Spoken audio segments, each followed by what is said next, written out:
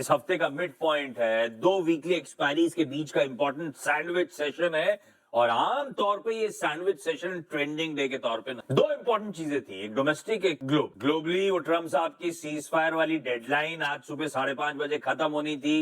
एक बड़ा binary event था कह लीजिए, उसका आउटकम तो नीचे फ्लैश हो ही रहा है, उस पर अभी बातचीत करूंगा। और दूसरा, हमारी एमपीसी की 3 दिवसीय बैठक आज सुबह खत्म होनी है और 10 बजे, यानी कि अब से क्या 3 घंटे भी नहीं बचे, आरबीआई अपनी क्रेडिट पॉलिसी का अनाउंसमेंट। हाँ, ब्याज दर में कोई छेड़छाड़ नहीं, हाँ इवन स्टैंड न्यूट्रल रहेगा, उसमें कोई बदलाव नहीं। कमेंट्री इंपॉर्टेंट थी, मेरे ख्याल से एमपीसी आज तीसरे दिन बैठ रहा होगा तो बड़े रिलीफ के साथ बैठ रहा होगा और कमेंट्री भी शायद, अगर थोड़ा सा हॉकिश का टिल्ट, इन्फ्लेशन की कंसर्न्स होंगे तो मेरे ख्याल से वापस ग्रोथ को तवज्जो देने वाली बातें हो रही होंगी। अगर ऐसा हो रहा होगा तो कह लीजिएगा कमेंट्री डब। खैर, लाइए निफ्टी का परफॉर्मेंस स्क्रीन पे रख। 4 दिनों से बैक टू बैक मजबूती के साथ कामकाज हो रहा था, जैसे हमें कुछ देर पहले कह रहा था, चल रहे थे हम बढ़िया। आज दौड़ने की तैयारी कर रहे हैं, 700 पॉइंट गिफ्ट निफ्टी गैप के साथ शुरुआत करेगा।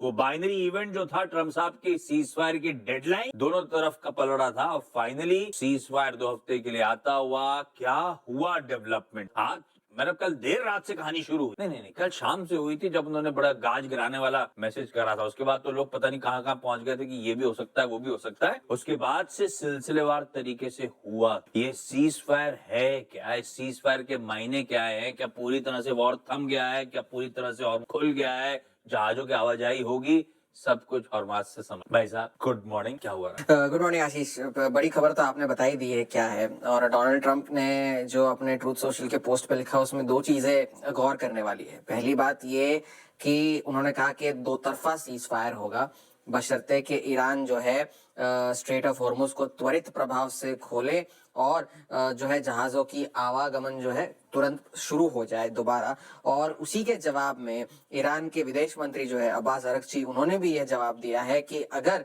ईरान पर हमले रोके जाते हैं तो जवाबी कार्रवाई जो है उसे भी रोका जाएगा। टोटल सीज फायर की तरफ बढ़ रहे हैं जी, 2 हफ्ते के लिए।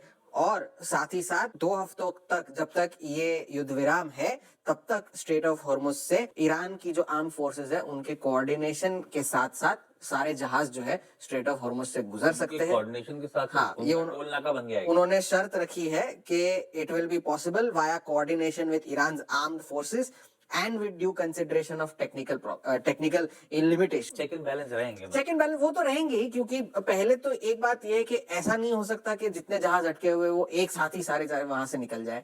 पहले तो वो एक बात है। और दूसरी बात ये है कि अभी भी जो है एक अनिश्चितता बनी हुई है, क्योंकि वो डेविल इन द डिटेल जिसे कहते हैं, क्योंकि अब तक इस युद्ध विराम के टर्म्स एंड कंडीशंस क्या होंगे, कैसे होंगे, वो अब तक किसी को पता नहीं है। तो वो एक बात ध्यान में रखने वाली है। दोनों तरफ की बातें ये चल रही है। ईरान ने तो ईरान की जो IRGC है, उन्होंने, उनके जो प्रवक्ता है, उन्होंने तो एक्स पर ये लिख दिया है कि यूएस ने जो है ईरान की सभी 10 शर्तों को जो है कबूल कर लिया है, जिसमें उन्हें हर्जाना दिया जाए, सारे के सारे यूएस फोर्सेस को उन इलाकों से, यानी कि पूरी वेस्ट एशिया से विड्रॉ किया जाए, वगैरह वगैरह। लेकिन ईरान के मंत्रियों की तरफ से अब तक इस बारे में कोई ऑफिशियल बयान नहीं आया है। ये एक और बात ध्यान में रखने वाली है। इस सारे डेवलपमेंट्स की वजह से सबसे बड़ा इंपैक्ट जो हुआ है वो तेल की कीमतों को हुआ है। कल तक, जब तक तेल की कीमतें $116-117 तक चल रही थी, WTI और ब्रेंट, WTI का जो प्रीमियम था ब्रेंट पर, वो ग्लोबल फाइनेंशियल क्राइसिस के बाद के सबसे ज्यादा लेवल्स पर पहुंच गया था। अब जाकर के दोनों ब्रेंट और WTI में 14% की गिरावट आपको देखने मिल रही है। $95 के नीचे कामकाज हो रहा है।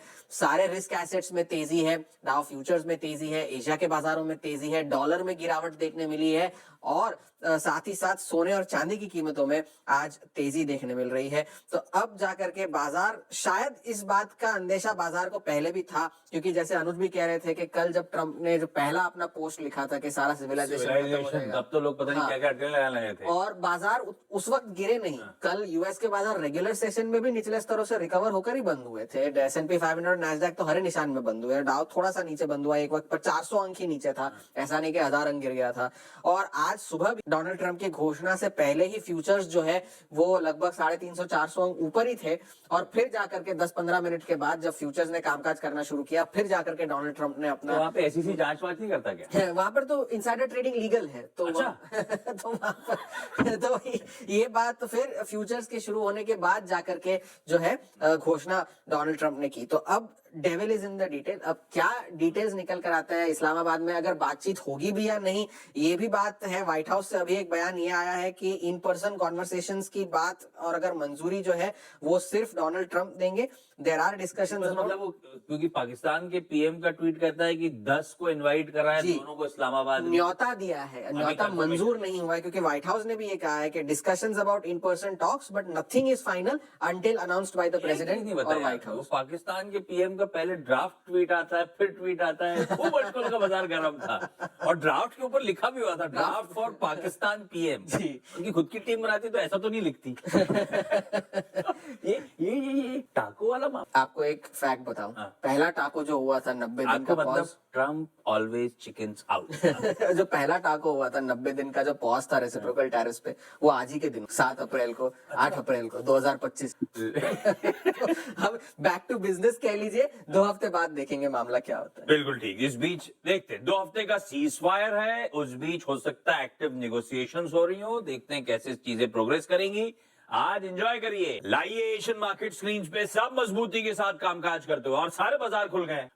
यूएस के कल का बाजार छोड़ दीजिए, यूएस के फ्यूचर्स में ज्यादा तवज्जो दीजिए, और बढ़िया मजबूती के साथ, मेरे ख्याल से 2 से 3% मजबूती के साथ यूएस के फ्यूचर्स इस समय कामकाज करते हुए आपको नजर आए। गिफ्ट निफ्टी तो कह रहा है, हम बढ़िया गैप के साथ शुरुआत करने वाले हैं, और इन सब का सबसे इंपॉर्टेंट निचोड़ हमारे लिए कच्चा तेल। कल छोड़ के गए थे हम कच्चे तेल को 108-109 डॉलर प्रति बैरल, वो 109 वाला 95 के नीचे ट्रेड इस तरह से करेक्ट करा है इसने सब। स्टॉक मार्केट से इंपॉर्टेंट न्यूज आपसे मिस ना हो तो स्टॉक मार्केट अलर्ट चैनल को सब्सक्राइब करके जरूर जाइएगा।